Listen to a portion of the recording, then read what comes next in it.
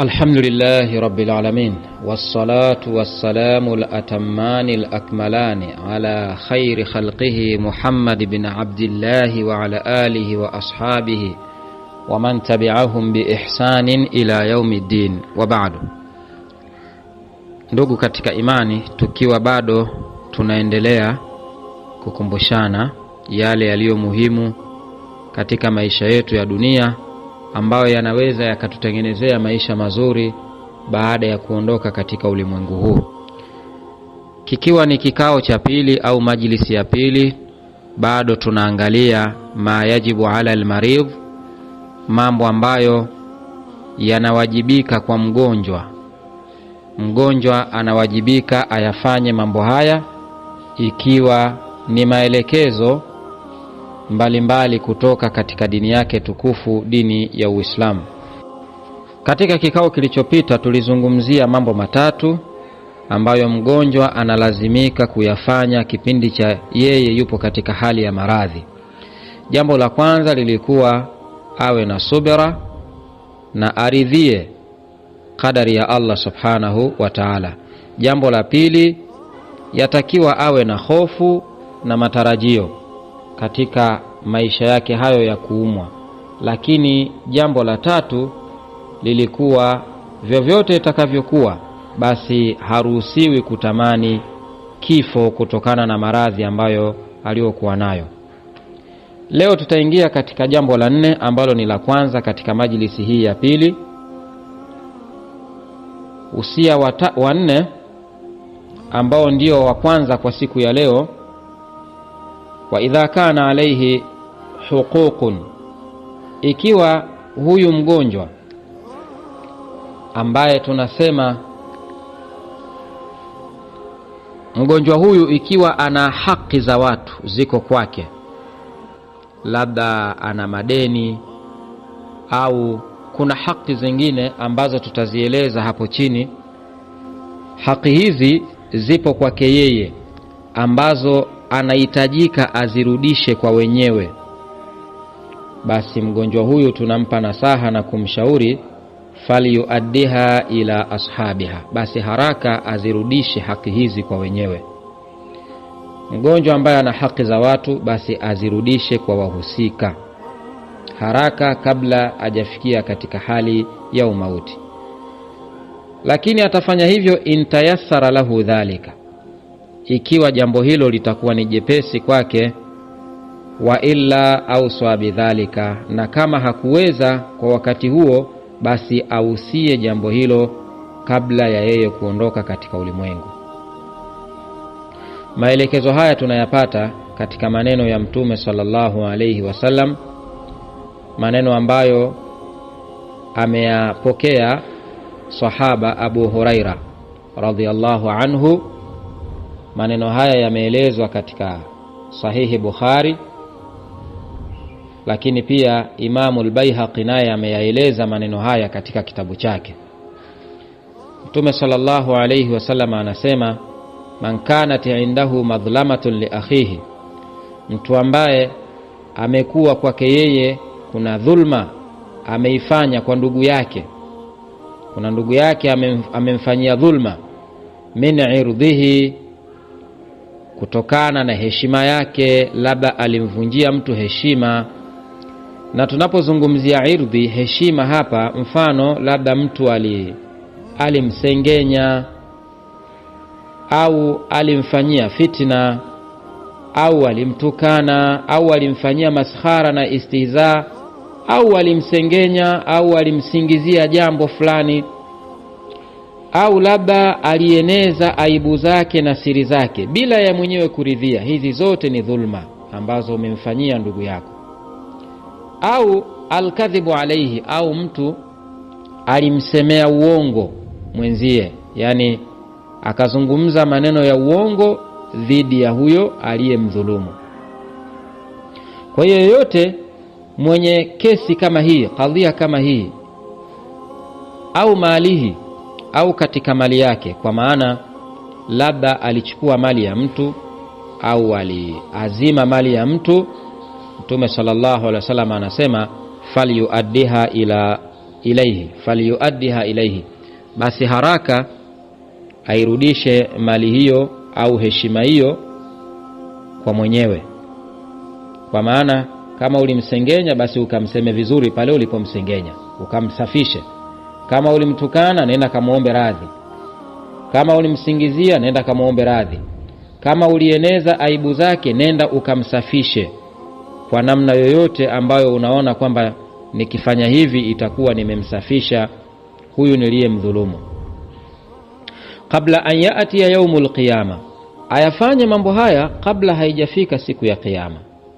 Ikifika siku ya kiyama, la yuqbalu fihi dinarun wala dirham, haitokubaliwa siku hiyo dinari wala dirham. Hakuna maswala ya pesa huko.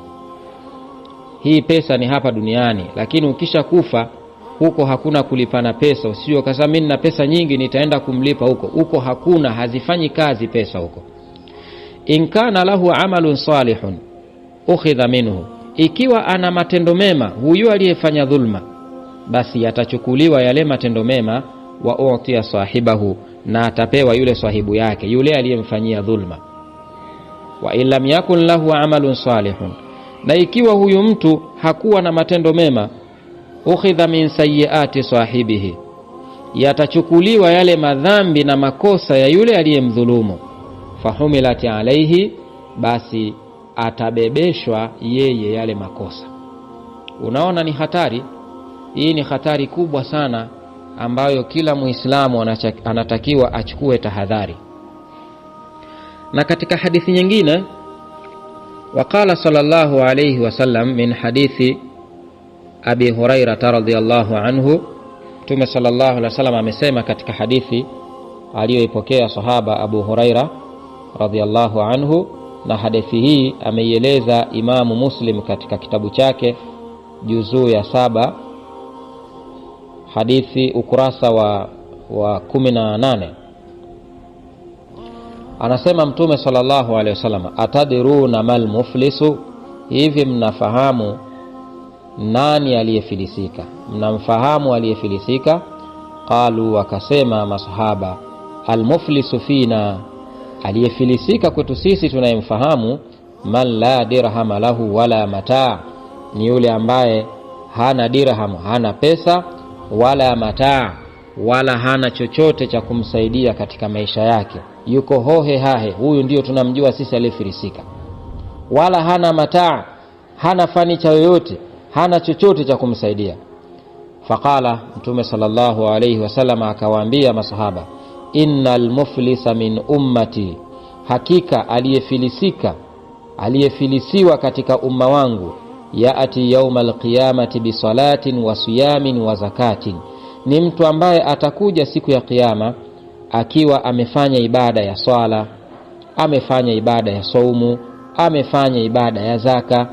Wa yaati wa qad shatama hadha, lakini anakuja siku ya kiyama akiwa ana makosa. Wa qad shatama hadha, amemtukana huyu. Wa kadhafa hadha, na akamsingizia huyu amefanya jambo hili. Wa akala mala hadha, na akala mali ya huyu. Wa safaka dama hadha, na akamwaga damu ya huyu, akamuua fulani bila kosa lolote, bila sababu yoyote ya msingi. Wa dharaba hadha, na akampiga huyu.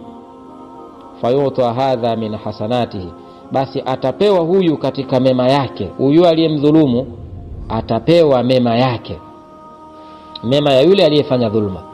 Wa hadha min hasanatihi, na huyu naye atakuja atachukua mema yake. Fa infaniyat hasanatuhu, ikiwa yameisha mema yake yule aliyefanya dhulma, kabla an yuqda ma alayhi, kabla hajamaliza madeni yaliyopo dhidi yake, mema yote yamemalizika. Ukhidha min khatayahum, yatachukuliwa madhambi yao wale wote waliowadhulumu. Faturihati alayhi, atatupiwa juu yake. Thumma turiha fi nar, kisha atatupwa ndani ya moto wa jahannam, waliyadhu billah. Kwa hiyo hizi ni hasara na namna mtu anavyofilisika kutokana na matendo yake mabaya aliyoyafanya hapa duniani. Kwa hiyo yeyote mwenye dhulma, yeyote aliyefanya jambo baya, basi haraka sana aende kulitekeleza jambo hilo kabla ya yeye kufika katika umri wa mwisho. Hadithi za mlango huu ziko nyingi, lakini nimalizie na hadithi aliyopokea Jabir ibn Abdullah radhiyallahu anhuma. Jabir ibn Abdullah anasema, hadithi hii ameieleza Imamu Bukhari, hadithi nambari 1351. Anasema Mtume sallallahu alayhi wasallam, Jabir anasema,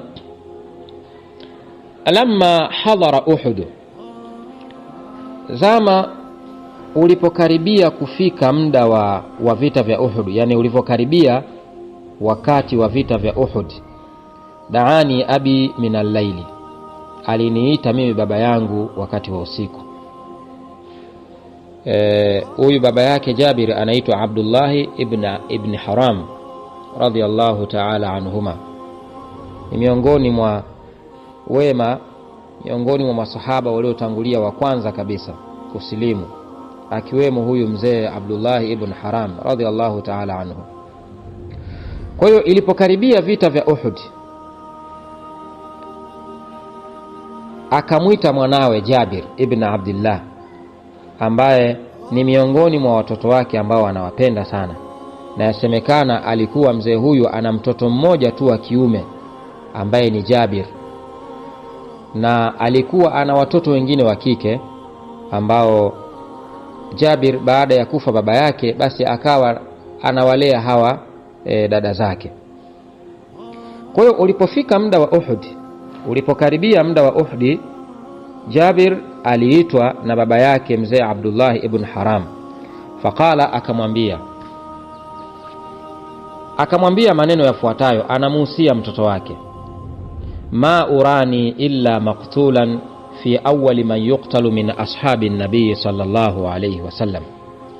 Yani maneno haya yanayozungumza mzee Abdullah ibn Haram kwamba mimi sijioni mimi isipokuwa nahisi kama nitauliwa katika hivi vita, tena nikiwa ni wa mwanzo katika wale watakaouliwa katika masahaba wa Mtume sallallahu alayhi wasallam. Kana kwamba mzee Abdullah ibn Haram alipata ilhamu, alijihisi kabisa kwamba yeye atakufa katika vita hivi hali ya kuwa ni shahidi. Kwa hiyo akahisi kumuhusia mwanawe kabla ya yeye kwenda kukutana na Allah subhanahu wa ta'ala. Ma urani illa maqtulan fi awwal man yuqtalu min ashabi an-nabii sallallahu alayhi wasallam, sijioni mimi isipokuwa najiona kwamba ni mwenye kuuliwa, ni wa mwanzo katika wale masahaba wa Mtume watakaouliwa. Wa inni la atruku ba'di, na mimi siachi baada yako mwanangu, a'azza alayya, kitu kinachopendeza zaidi kwangu mimi, ninachokipenda zaidi minka kwako wewe, ghaira nafsi rasulillahi sallallahu alayhi wasallam, isipokuwa nafsi ya Mtume sallallahu alayhi wasallam. Kana kwamba maneno haya yanaashiria ya Abdullah ibn Haram kwamba alikuwa anampenda mwanawe, lakini pamoja na kumpenda kule anasema hakuna ninayemwacha anayependeza zaidi ya Mtume sallallahu alaihi wasallam kisha wewe.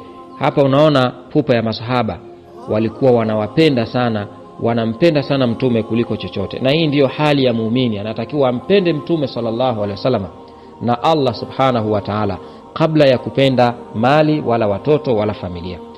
Kwa hiyo anaeleza Abdullah ibn Haram akimueleza mtoto wake Jabir ibn Abdullah kwamba mimi ninakufa, lakini ninayemwacha ni Mtume sallallahu alaihi wasallam, ndio anayependeza zaidi kisha wewe. Fa inna alayya daynan faqdi, mahallu shahid, hakika mimi nina deni, basi lilipe. Wastausi bi akhawatika khaira, na ishinao vizuri dada zako. Wastausi bi akhawatika, na ishinao vizuri dada zako.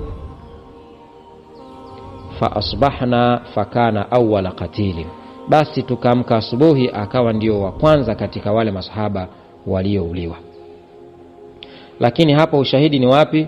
Ni kwamba mzee Abdullah ibn Haram alimuhusia mwanawe Jabir ibn Abdullah alipe deni ambalo yeye alikuwa anadaiwa katika kipindi hiko, kwani hapakuwa na mtoto wa kiume isipokuwa ni yeye Jabir ibn Abdullah. Na hii ni kuonyesha kwamba unapokuwa katika hali kama hii, basi unawajibika wewe kama mgonjwa uweze kuhusia. Hapa kuna tambihi moja. Kuna baadhi ya watu wanahusia mambo ya hovyo katika familia zao, lakini kumbe inatakiwa kwanza uhusie vile vitu muhimu. Tazama huyu mzee Abdullah ibn Haram anamkumbushia kwamba mimi nina deni, unawajibika kulilipa hilo deni, kulisimamia. Kwa hiyo tuhakikishe kwamba tunapokuwa katika hali kama hizi, basi tuwe makini sana na kulipa madeni ya watu, kwa sababu deni linaweza likakufanya ushindwe kuingia peponi kwa sababu ya deni. Na leo kuna watu wanakopa pesa za watu, kuna watu wanawadhulumu watu, wanawasema vibaya, wanawasengenya, wanafitinisha ndoa za watu, wanafanya madhambi haya yote kwa kujiona kwamba wao ni wajanja na hawatoshikwa au hawatofanywa lolote na yule ambaye wanafanya. Hili ni kosa kubwa sana. Tuchukue tambihi Waislamu katika jambo hili kabla hatujafikiwa na umauti. Wallahu aalam. Leo tutaishia hapa katika majlisi yetu hii ya pili, na tutaendelea katika majlisi ijayo katika sehemu nyingine. Subhanakallahumma wa bihamdik, ashhadu an la ilaha illa anta, astaghfiruka wa atubu ilaik.